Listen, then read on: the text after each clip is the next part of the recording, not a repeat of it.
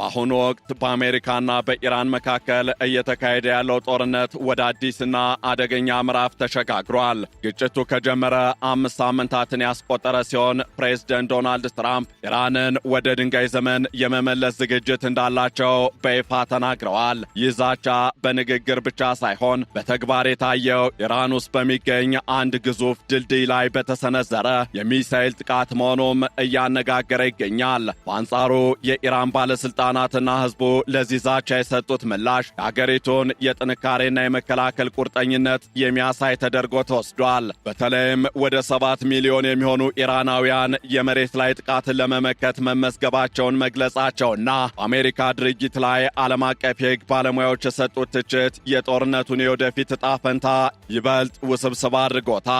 የመካከለኛው ምስራቅ ቀውስ አዲስ ምዕራፍ ላይ የደረሰም ይመስላል። በአሜሪካና በኢራን መካከል ለሳምንታት የቀጠለው ጦርነት አደገኛ ወደሆነ ደረጃ መሸጋገሩን የሚያሳዩ በርካታ ክስተቶችም በየዕለቱ እየተመዘገቡ ይገኛሉ። በተለይም ፕሬዝደንት ዶናልድ ትራምፕ ኢራንን ወደ ድንጋይ ዘመን የመመለስ ዛቻ ካሰሙ በኋላ በኢራን ትልቁ ድልድይ ላይ የተፈጸመው የሚሳኤል ጥቃት የሁለቱን ሀገራት ፍጥጫ ይበልጥ አክሮታል። እናም በዕለቱ የዓለም አቀፍ ትንታኔ ዝግጅታችን በሁለቱ ወገኖች መካከል ያለውን ወቅታዊ ወታደራዊ ግጭት፣ የባለስልጣናቱን ንግግር፣ የህዝቡን ምላሽና የዓለም አቀፍ ሕግ ባለሙያዎችን ስጋት ልንመለከት ወደድን። ከዓለም አቀፍ የትንታኔ ዘገባ ዝግጅቱ ጋር ታሪኩ ጋሹ ነኝ።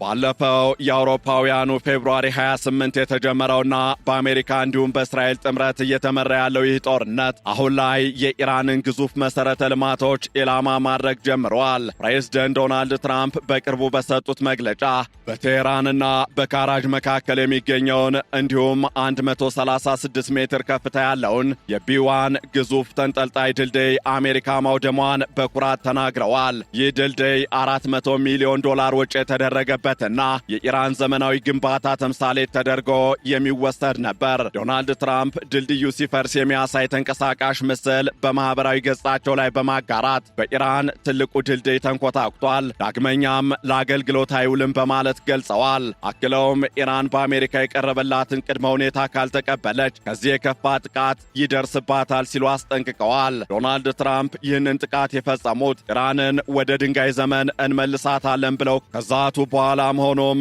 ሁኔታውን አስከፊ ያደርገዋል። እንደ ኢራን የመንግስት መገናኛ ብዙሃን ዘገባ ከሆነ በዚህ የድልድይ ጥቃት 8 ሰዎች ሲገደሉ 95 የሚሆኑት ደግሞ ቆስለዋል ተብሏል። የአሜሪካ ጥቃት ድልድዮችን ብቻ ሳይሆን የኃይል ማመንጫዎችንም ኢላማ እንደሚያደርግ ትራምፕ ዝተዋል። እያንዳንዱ የኤሌክትሪክ ማመንጫ ጣቢያዎቻቸውን በከፍተኛ ሁኔታና ምናልባትም ባን ጊዜ እንመታቸዋለን በማለት በሚሊዮን የሚቆጠሩ ኢራናውያንን ጨለማ ውስጥ ሊከቱ እንደሚችሉም ዝተዋል። ዶናልድ ትራምፕ ጦርነቱን ኦፕሬሽን ኤፒክ ፊውሪ ብለው የሰየሙ ሲሆን የኢራን ወታደራዊ አቅም ሙሉ በሙሉ መዳከሙንና ጦርነቱ በቅርቡ በድል እንደሚጠናቀቅ ያላቸውን እምነትም በአጽንኦት ገልጸዋል። በጦርነት ታሪክ ውስጥ በአጭር ሳምንታት ውስጥ እንደ ኢራን ያለ ከባድ ኪሳራ የደረሰበት ጠላት የለም ሲሉ አሜሪካ በድል አድራጊነት ላይ መሆኗን ገልጸዋል። ይሁን እንጂ የኢራን ባለስልጣናትና የጦር መሪዎች ለአሜሪካ ዛቻ እጅ እንደማይሰጡ በጽኑ እየገለጹ ይገኛሉ። ከዚህ ጋር በተያያዘም የኢራን የፓርላማ አፈ ጉባኤ መሐመድ ባገር ጋሊባፍ አሜሪካ እግረኛ ጦሯን ወደ ኢራን ለመላክ ካሰበች 7 ሚሊዮን ኢራናውያን ሀገራቸውን ለመከላከል ዝግጁ መሆናቸውን አስታውቀዋል። ጋሊባፍ በ1980ዎቹ የኢራን ኢራቅ ጦርነት ወቅት ወንድማቸውን በጦር ሜዳ ማጣታቸውን በማስታወስ ኢራናውያን ለሀገራቸው ሲሉ ማንኛውንም መስዋዕትነት ለመክፈል ወደ ኋላ እንደማይሉ ተናግረዋል። አፈ ጉባኤው ለአሜሪካ ሕዝብን በቀጥታ ባስተላለፉት መልእክት እኛ ጦርነት ፈላጊዎች አይደለንም፣ ነገር ግን ሀገራችንን መከላከል ሲኖርብን እያንዳንዳችን ወታደር እንሆናለን ብለዋል። ጋሊባፍ አክለውም ወደ ቤታችን ከመጣችሁ መላውን ቤተሰብ ታገኛላችሁ። ዝግጁ ሆነን ታጥቀንና በኩራት ቆመን እየጠበቅናችሁ ነው። እስኪ ሞክሩት ወይም ብሪንግ ኢት ኦን በማለት የአሜሪካን ዘይቤ በመጠቀም ለትራምፕ ዛቻ ምላሽ ሰጠዋል።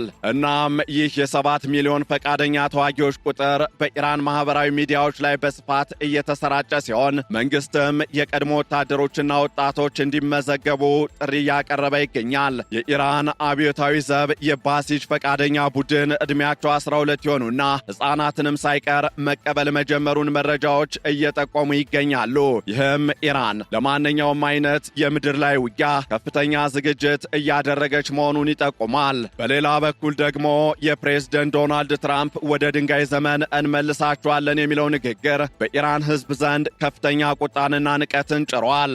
በኢራን የተባበሩት መንግስታት ድርጅት መልእክተኛ በሰጠው ምላሽ የትራምፕ ንግግር ጥንካሬን ሳይሆን ድንቁርናን ያሳያል ብሏል። ኢራን ከ7000 ዓመታት በላይ ታሪክ ያላት ሀገር መሆኗን የገለጸው ልዑኩ የ250 ዓመት ታሪክ ብቻ ያላት አሜሪካ እንዲህ አይነት ዛቻ መሰንዘሯ ስህተት መሆኑን አመላክቷል። የኢራን አብዮታዊ ዘብ የኤሮስፔስ ኃይል አዛዥም በተመሳሳይ ሁኔታ ሆሊውድ የአሜሪካን ባለሥልጣናት አሳስቷቸዋል በማለት አሜሪካውያን በፊልም ላይ የሚያዩትን ወታደራዊ የበላይነት በተግባር በኢራን ላይ መድገም እንደማይችሉ ተናግረዋል። ተራው የኢራን ሕዝብም በትራምፕ ንግግር ላይ ያለውን ተቃውሞ እየገለጸ ይገኛል። አብነትም የ55 ዓመቱ ማህዲ ሞጋዳም ለአሶሺየትድ ፕሬስ በሰጠው አስተያየት ፈጣሪ ቢፈቅድ ትራምፕ ራሱ ወደ ድንጋይ ዘመን ይመለሳል ሲል ምላሽ ሰጥቷል። ይህ በእንዲህ እንዳለ የኢራኑ ፕሬዝደንት መሱድ ፔዚሽኪያን በበኩላቸው በትራምፕ ንግግር የአሜሪካ ዓለም አቀፍ ክብር ይዋዥቅ ወይም ደግሞ ይዋረድ እንደሆነ እንጂ የሚመጣ ነገር እንደሌለ ገልጸዋል። የኢራን የውጭ ጉዳይ ሚኒስትር አባስ አራግቺ ደግሞ የአሜሪካ ጥቃት ጠላት በመፈራረሱና በስነ ልቦና በመሸነፉ የሚፈጽመው ተግባር መሆኑን ገልጸዋል። አራግቺ እያንዳንዱ የወደመ ድልድይና ሕንፃ በበለጠ ጥንካሬ እንደገና ይገነባል፣ ዳግመኛ የማይጠገነው ግን የአሜሪካ ክብር ነው ብለዋል። ሚኒስትሩ አክለውም በድንጋይ ዘመንና በአሁኑ ዘመን መካከል ያለው ትልቁ ልዩነት በመካከለኛው ምስራቅ የሚገኘው የነዳጅና የጋዝ ሀብት መሆኑን በመጥቀስ አሜሪካ ይህን የኢኮኖሚ ደም ስር አደጋ ላይ በመጣል ጊዜውን ወደ ኋላ መመለስ ትፈልግ እንደሆነ ጠይቀዋል።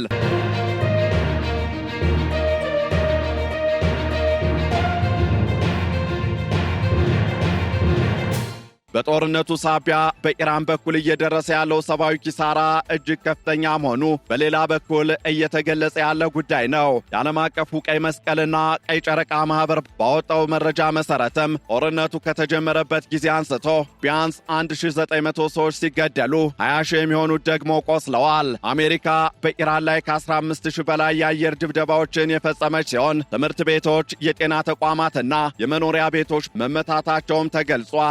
በተለይ በጦርነቱ የመጀመሪያ ቀን በአንድ የሴቶች ትምህርት ቤት ላይ በደረሰ ጥቃት 175 ተማሪዎች መገደላቸውን የኢራን ቀይ ጨረቃ አስታውቋል። ይህ ሁኔታ በዓለም አቀፍ ደረጃ ከፍተኛ ስጋትን እንደፈጠረም እየተገለጸ ነው። ከዚህ ጋር ተያይዞም ከ100 በላይ የዓለም አቀፍ ሕግ ባለሙያዎች በጋራ በፈረሙት ደብዳቤ የአሜሪካ ጥቃቶች የጦር ወንጀል ወይም ዋር ክራይምስ ሊባሉ እንደሚችሉ አስጠንቅቀዋል። ከሃርቫርድ፣ የልና ስታንፎርድ ዩኒቨርሲቲዎች የተወጣጡት እነዚህ ባለሙያዎች ትራምፕ የኢራንን የውሃ ማጣሪያና የኤሌክትሪክ ጣቢያዎች እመታለው ማለታቸው ዓለም አቀፍ የሰብአዊ መብት ሕጎችን የሚጥስ መሆኑን ገልጸዋል። ባለሙያዎቹ በተለይም ፕሬዝደንት ትራምፕ ባለፈው ወር ለጨዋታ ያህል ወይም ለቀልድ ያህል አሊያም በእርሳቸው ቀጥተኛ ንግግር ጀስት ፎር ፈን ጥቃት ልንፈጽም እንችላለን ማለታቸውና የመከላከያ ሚኒስትሩ ፔቴክዜት አሜሪካ በሞኝ ወይም በጅል የውጊያ ሕጎች ወይም ስቱፒድ ሩልስ ኦፍ ኢንጌጅመንት አትመራም ማለታቸው አሜሪካ ሆን ብላ ሲቪሎችንና መሠረተ ልማቶችን ኢላማ እያደረገች መሆኑን ያሳያል ብለዋል። ከወታደራዊ ግጭቱ ባሻገርም የኢራን የኒውክሌር ዝግጅትም የአሜሪካ ዋነኛ ስጋት ሆኖ እንደቀጠለ ይገኛል።